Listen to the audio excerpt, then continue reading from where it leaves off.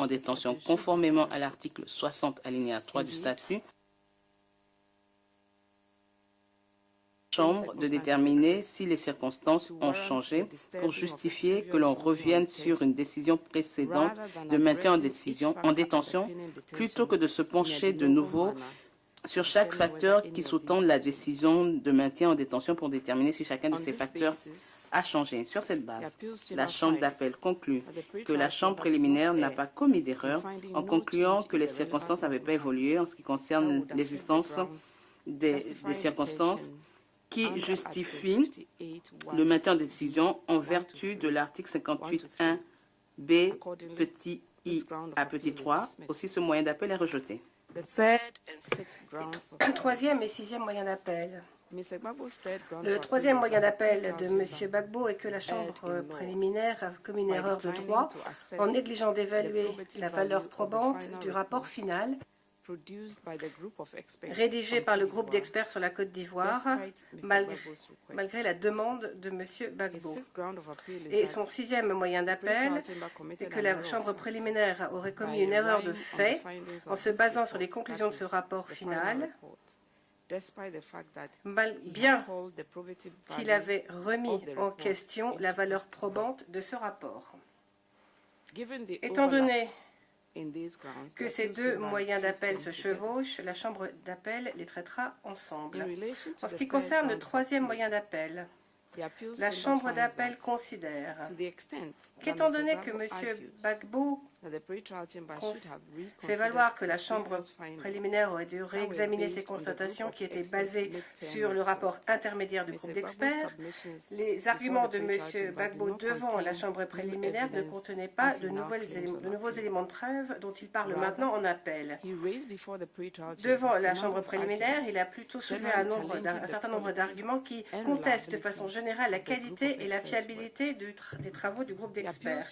La Chambre d'appel conclut que l'essentiel de ces arguments aurait pu être soulevé en ce qui concerne des décisions précédentes de la Chambre préliminaire, plus précisément la décision du 12 novembre 2012 ou du 12 mars 2013, qui se basait sur les conclusions du rapport intermédiaire. De plus, la Chambre d'appel ne trouve pas d'erreur de loi de la part de la Chambre préliminaire lorsqu'elle n'aurait pas analysé la valeur probante du rapport final.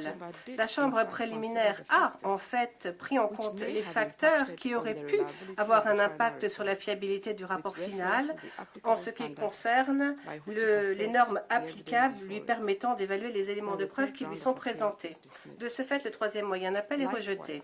De même, la Chambre d'appel conclut que le sixième moyen d'appel de M. Gbagbo doit aussi être rejeté, étant donné qu'il ne fait que répéter les mêmes arguments que ceux que l'on trouve dans son troisième moyen d'appel. Quatrième et cinquième moyen d'appel. Au titre de son quatrième moyen d'appel, M. Gbagbo fait valoir que la Chambre préliminaire a commis une erreur de fait lorsqu'elle a considéré que la publication du rapport final ne constituait pas un changement de circonstance. Et son cinquième moyen d'appel allègue qu'il y a eu erreur de fait de la part de la Chambre préliminaire lorsqu'elle a refusé de prendre en compte les liens allégués entre l'accusation et le groupe d'experts, ainsi qu'avoir commis une erreur de droit lorsqu'elle n'a pas clarifié ce point alors que M. Gbagbo l'avait demandé.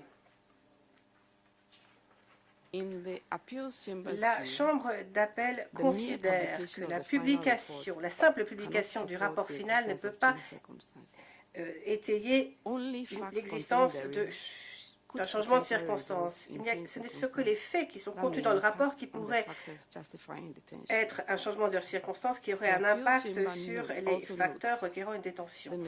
La Chambre d'appel remarque aussi que M. Gbagbo n'a pas indiqué quels écarts il y aurait entre le rapport intermédiaire et le rapport final qui aurait dû être pris en compte par la Chambre préliminaire et il n'a pas non plus indiqué quel aurait pu être l'impact de ces écarts sur la constatation de la Chambre préliminaire. De plus, en ce qui concerne le 5e moyen d'appel, la Chambre d'appel considère que M. Gbagbo n'a pas donné la moindre évidence, les moindres éléments de preuve concrètes établissant qu'il y a collusion entre le procureur et le groupe d'experts et considère que ces arguments ne sont que de nature hypothétique.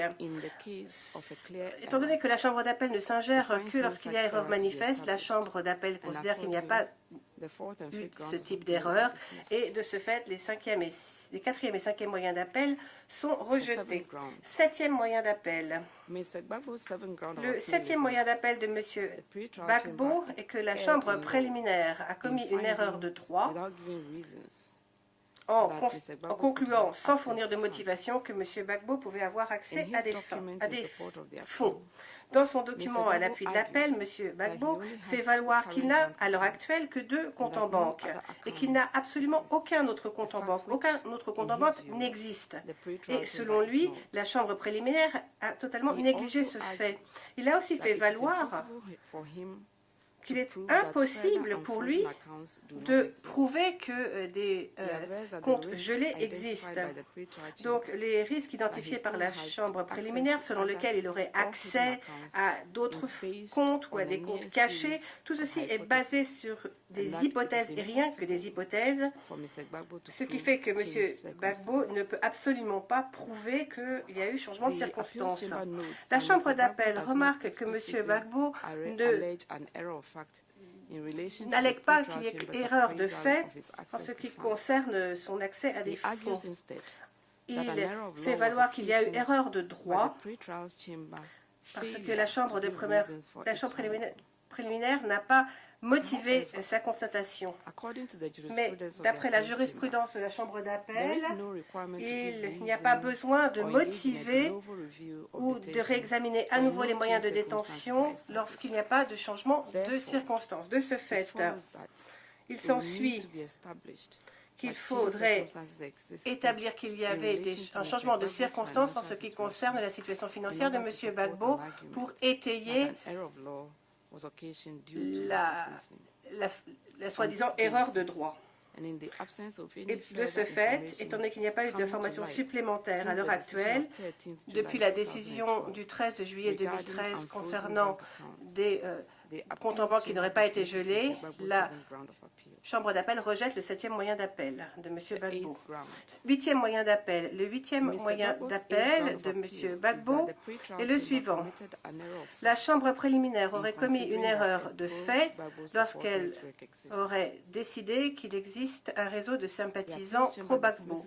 La Chambre d'appel rejette ce 8e moyen d'appel, étant donné qu'il ne fait que revenir sur les mêmes arguments qui ont été présentés dans le cadre du 2e moyen d'appel.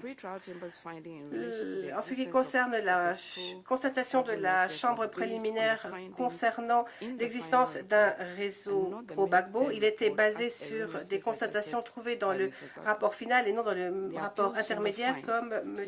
Gbagbo l'a suggéré par erreur. Il n'est donc pas déraisonnable que la Chambre préliminaire se base sur le rapport final.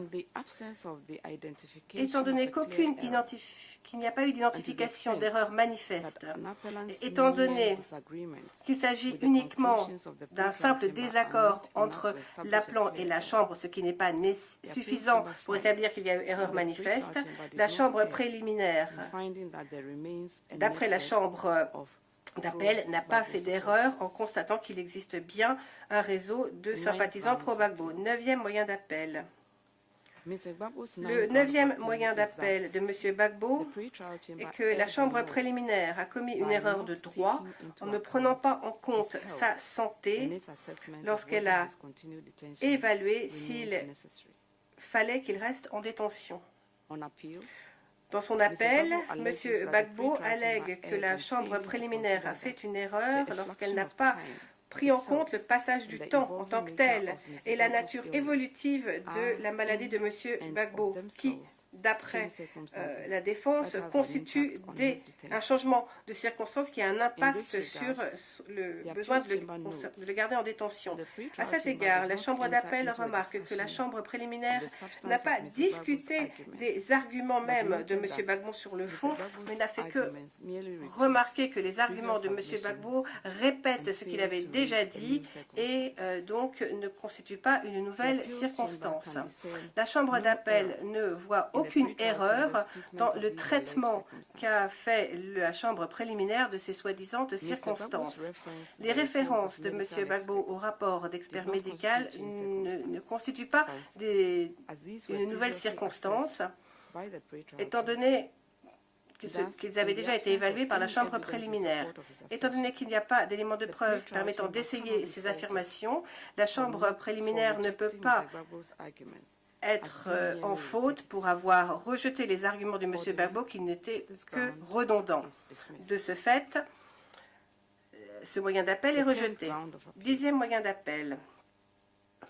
Le 10e moyen d'appel de M. Gbagbo est que la Chambre a commis une erreur de droit lorsqu'elle a évalué les critères autorisant une libération conditionnelle. M. Gbagbo considère que la Chambre préliminaire a fait une erreur en ne motivant pas en quoi les garanties offertes ne minimisaient pas les risques et justifiaient donc la libération conditionnelle. De plus, il remarque que la Chambre préliminaire devait expliquer point par point pourquoi les nombreuses mesures de sécurité proposées par les États hôtes potentiels n'atténueraient pas les risques. La Chambre d'appel constate que les arguments de M. Gbagbo concernant le manque de raisonnement de la Chambre préliminaire lorsqu'elle a rejeté la proposition émanant d'hôtes potentiels ne sont pas tenables, étant donné qu'ils portent sur des arguments qu'il a faits concernant différentes décisions déjà faites par la Chambre préliminaire. La Chambre d'appel remarque que, en ce qui concerne la période de détention en question, la Chambre préliminaire n'a pas considérer de nouvelles propositions d'étapes hautes potentielles, étant donné qu'aucun candidat ne s'est présenté. De ce fait, la Chambre d'appel considère que les tentatives de M. Gbagbo pour rouvrir ce débat en appel, alors que ce sujet a déjà été tranché par la Chambre préliminaire dans le cadre de décisions précédentes, et étant donné que ces arguments ne sont pas soulevés dans la décision attaquée, le moyen doit être rejeté. Pour toutes ces raisons, la Chambre d'appel considère qu'il convient donc de rejeter tous les moyens d'appel et de confirmer la décision attaquée. Comme je l'ai dit au départ, Monsieur le juge Erkki Kurola joint une opinion séparée et Madame le juge Anita Ušacka joint une opinion dissidente à cet arrêt. Le juge Kurola considère que l'absence de motivation suffisante dans la décision de la Chambre préliminaire du 13 juillet 2012 rend l'évaluation d'un changement de circonstances en ce qui concerne l'examen de la détention très problématique. D'après lui, ceci se reflète dans l'évaluation de la Chambre préliminaire de ses moyens de détention, des moyens portant sur la moyens de détention au titre de l'article 58.1, petit b, petit 2 et petit 3 du statut. Étant donné que les motifs de détention au titre de l'article 58.1b du statut représentent des alternatives, il aurait considéré que la détention continue de M. Gbagbo serait justifiée uniquement au titre de l'article 58.1 petit b, petit 1 et non pas en vertu des articles 58.1 petit b, 2 et 3 du statut. En ce qui concerne le juge Ušacka, elle considère que la Chambre préliminaire aurait dû prendre en compte, lorsqu'elle a rendu sa décision d'ajournement, la durée raisonnable de la détention de M. Gbagbo et toute prolongation qui pourrait être provoquée par cet ajournement. Madame le juge Ušacka considère que la décision d'ajournement est un changement de circonstance qui aurait dû obliger la Chambre préliminaire à réexaminer les fondements sur lesquels M. Gbagbo est maintenu en détention. D'après elle, il existe un changement de circonstances parce que la décision d'ajournement a jeté un doute sur les éléments de preuve qui sous-tendent les charges dans leur ensemble et que ces doutes abaissent nécessairement et naturellement le seuil de la preuve tel qu'énoncé à l'article 58.1a du statut. Ayant conclu un changement de circonstances, Madame le juge Ušacka aurait accueilli les premiers et deuxièmes moyens d'appel, renversant donc la décision attaquée et renvoyant les questions ou ces questions devant la chambre préliminaire pour réexamen, y compris un examen de nouveau de l'article 58.1a et b du statut. Ceci met un terme à la lecture de ce résumé d'arrêt. Je vous remercie.